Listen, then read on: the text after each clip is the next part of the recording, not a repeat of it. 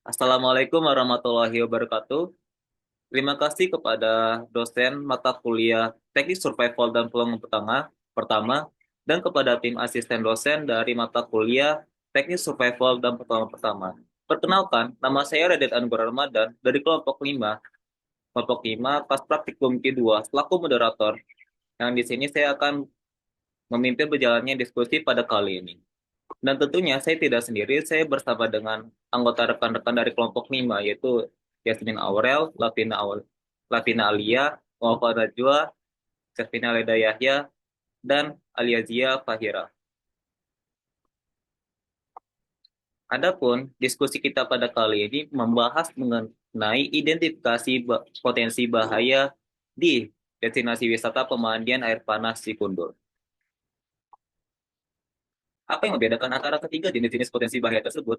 Bahaya biologis adalah bahaya yang disebabkan oleh makhluk hidup, seperti contohnya organisme atau binatang-binatang yang ada, lalu mikroorganisme, yang mana dari bahaya-bahaya dari makhluk hidup tersebut mengakibatkan infeksi, luka, dan lain-lain. Sedangkan bahaya fisik adalah bahaya yang disebabkan oleh kondisi atau lingkungan tersebut, yang mana dari bahaya itu bisa menyebabkan cedera, cedera langsung terhadap fisik.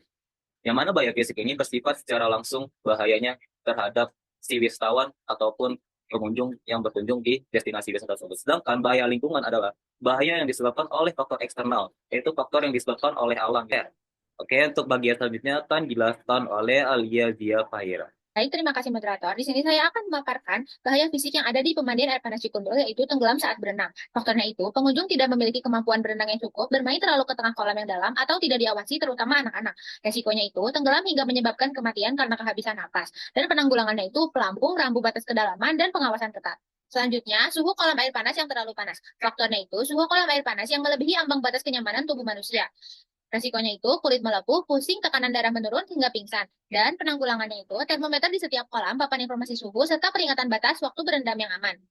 Untuk mencegah bahaya ini, pengelola wisata sebaiknya menyediakan termometer di setiap kolam, papan informasi suhu, serta peringatan batas waktu berendam yang aman. Pengawasan terhadap pengunjung juga penting untuk memastikan tidak ada yang terlalu lama berada di dalam air dengan suhu yang ekstrim. Terima kasih, saya kembalikan pada moderator. Bagian selanjutnya akan dijelaskan oleh Yasmin. Baik, terima kasih moderator atas kesempatannya. Selanjutnya saya akan menjelaskan tentang bahaya biologi yaitu terpatok ular. Faktor utamanya yaitu vegetasi lebat seperti semak-semak dan rerumputan tinggi, di mana di pemandian air panas Cikundul ini masih banyak semak-semak yang tidak terawat dan juga rerumputan yang tinggi. Selanjutnya resikonya itu bisa keracunan, infeksi luka, reaksi alergi, dan kerusakan jaringan. Di mana cara penanggulangannya yaitu dengan pembersihan semak secara rutin, pasang rambu peringatan, dan juga edukasi pengunjung tentang bahayanya terlalu dekat ke semak-semak.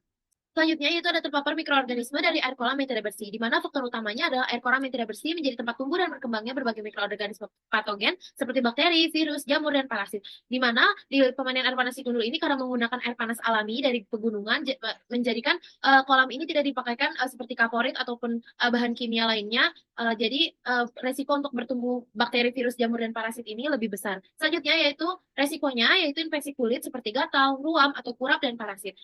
Cara penanggulangannya yaitu disinfeksi air yang rutin, menjaga sistem sirkulasi, serta pengujian kualitas air secara berkala.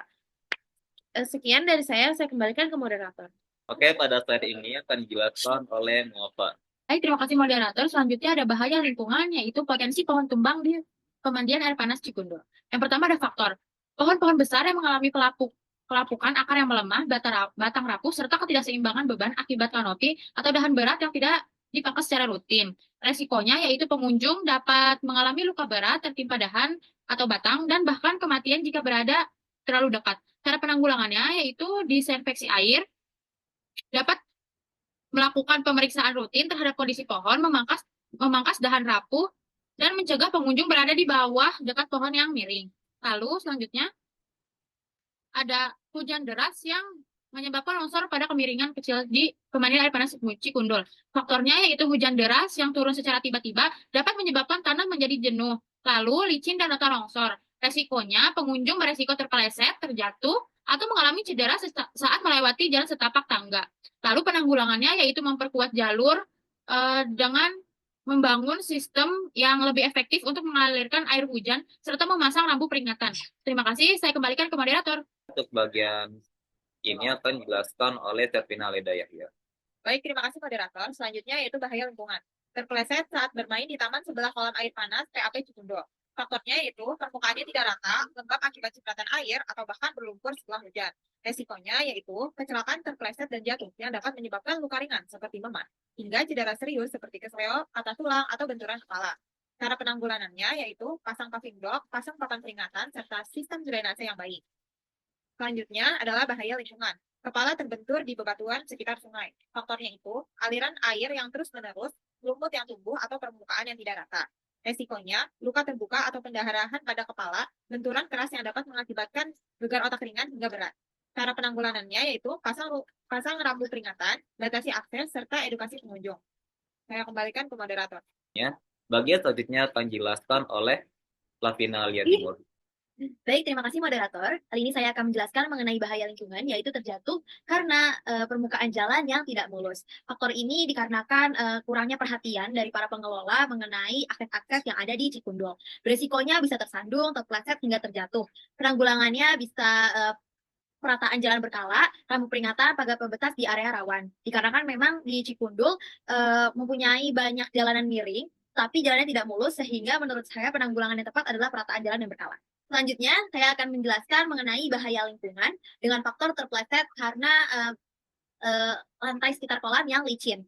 Faktornya ini dikarenakan lantai yang terus-menerus terkena air atau cipratan air dari kegiatan setelah berendam di kolam air panas, dikarenakan lantai itu salah satu akses untuk mereka berpindah tempat dari kolam ingin ke kamar mandi bilas. Beresikonya bisa kecelakaan seperti terpleset, lalu menyebabkan luka ringan hingga memar, ataupun cedera serius seperti terbentur kepala, patah tulang, ataupun kesleo. Penanggulangannya yaitu rutin dibersihkan, pasang bambu inspeksi peringatan, dan lakukan inspeksi berkala. Masuk kepada sesi kesimpulan. Sebenarnya, setiap destinasi wisata pasti memiliki berbagai jenis-jenis potensi bahayanya tersendiri. Contohnya pada pemandian Panas Cikundul terdiri dari 3 jenis potensi bahaya. Yang terdiri dari potensi bahaya, yaitu yang terdiri dari bahaya fisik, bahaya lingkungan, dan bahaya biologis. Oleh karena itu, kita harus mengetahui mengenai potensi-potensi bahaya yang ada di satu destinasi, yang mana bisa meningkat dengan itu kita bisa meningkatkan kesadaran mengenai potensi-potensi bahaya yang ada di destinasi yang kita kunjungi tersebut. Entah dari pihak pengelola melakukan tindakan lebih lanjut atau upaya preventif untuk mengurangi dari bahaya tersebut, atau juga menyiapkan koordinasi tim sehingga bisa mengurangi dari dampak ketiga bahaya tersebut. Oke, mungkin cukup sekian presentasi dari kelompok kami. Apabila ada kurangnya, mohon dimaafkan. Wabillahi taufiq wal hidayah. Wassalamualaikum warahmatullahi wabarakatuh.